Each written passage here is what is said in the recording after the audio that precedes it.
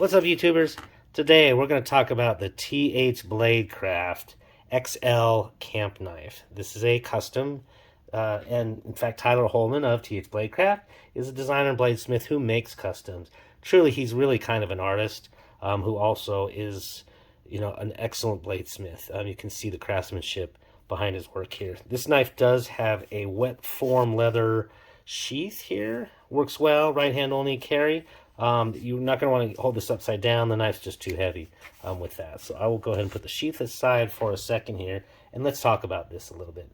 This knife has a 6.75-inch blade with a nice hollow grind here of AEBL stainless steel. The knife weighs 12.7 ounces, 15.9 with the sheath. It has 0.18-inch blade stock, so fairly thick there, and you can see it at the tip. Still pretty beefy there, really nice.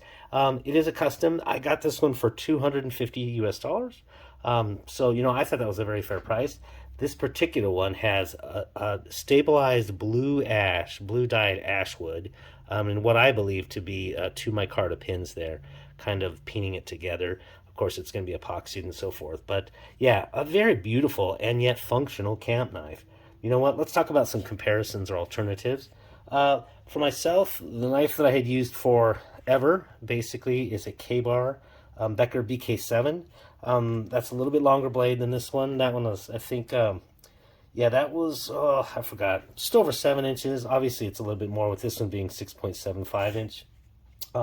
It weighed 13.2 ounces, so it's a little bit heavier as far as just the blade goes. It has 0.20-inch blade stock, and it goes for $130. And then another alternative that could be considered certainly an American-made. This is the SE6, and this knife weighs 12.2 ounces, also made of 1095 steel. I might not have mentioned, these are both made of 1095 steel, so not a stainless like the AABL. And this one has 0.19-inch blade stock, so even a little bit thicker. But this one, the SE, is full flat ground to the top, so it's a little bit thinner from top to bottom of that edge. And this knife goes or retails for $140 US. So those might be 2 alternatives that you might consider. Again, those are production knives that are easily available pretty much everywhere. So let's talk about the pros of this knife. This knife is essentially the perfect camp knife. I was looking for something. I wasn't really happy with the way the SC chopped. It just was so light with that flat grind. And the Becker isn't really a good chopper either. It's great for beating up stuff.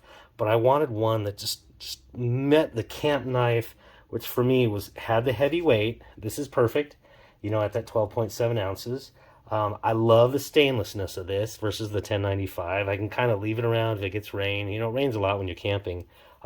It's one of those where, for me, I don't mind, if it gets a little patina or whatever, but sometimes it does rust, or it does rain, and I just don't want it to rust. So it has the good ABL, which is also very tough, and it's a well-balanced steel. It's got good stainlessness, and you can beat on it. The hollow grind on this thing is really good. For the food prep, it did a really good job on that. You can see I cut the steak in this one. That was after, of course, in camp. I don't always bring a camera, so doesn't happen, don't happen to bring that all the time. And with this very gentle drop point, you can see it's almost a straight that, but it does drop just a little bit. That provided for very good batoning. Appreciated that. That's one thing that the K-Bar actually is kind of really bad at, is because it has this clip point.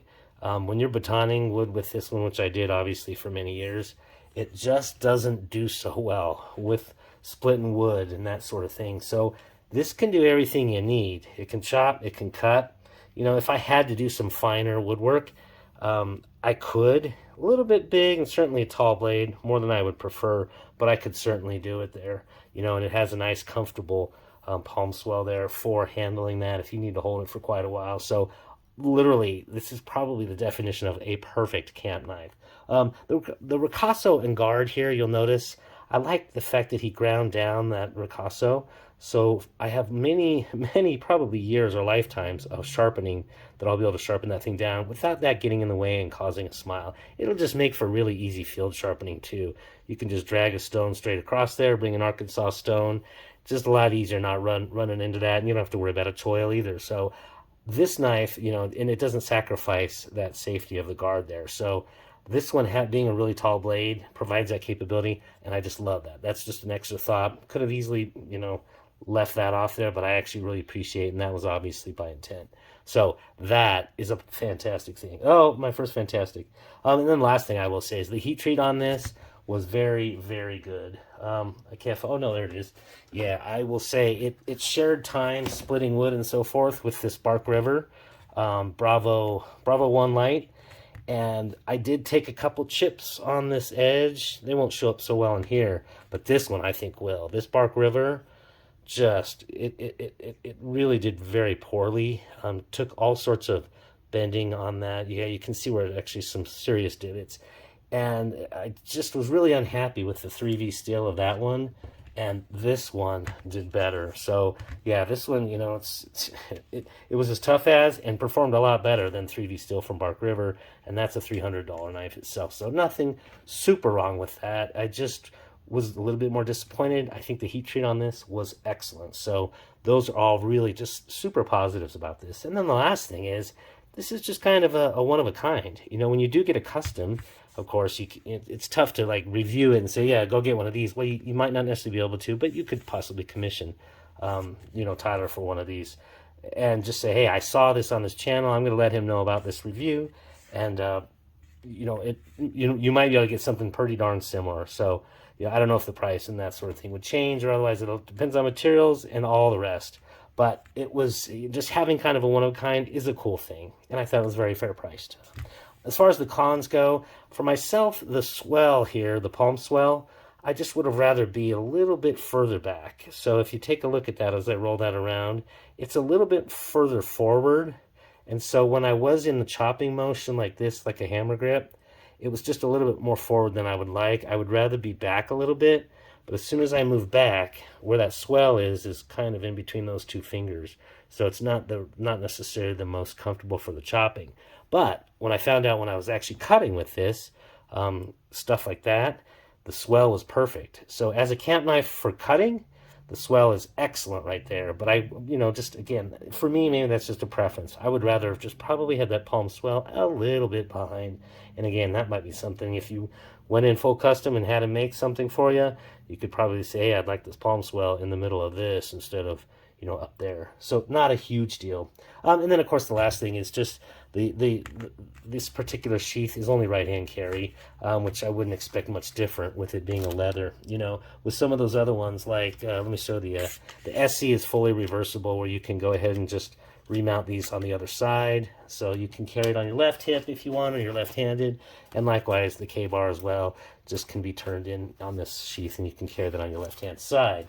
So, two very small things. Overall, what would I say, though, about this?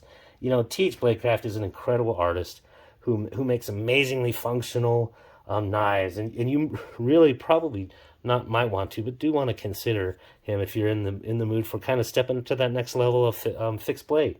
So for me, I think this particular knife is a total win, and finding Tyler Holman was really kind of a blessing and so forth. So like I said, I'll link them below, and you can go check them out if you are interested in taking that next step on fixies. Hope this was of use. If it was, like and subscribe, and have a great day. Take care now. What's up, YouTubers?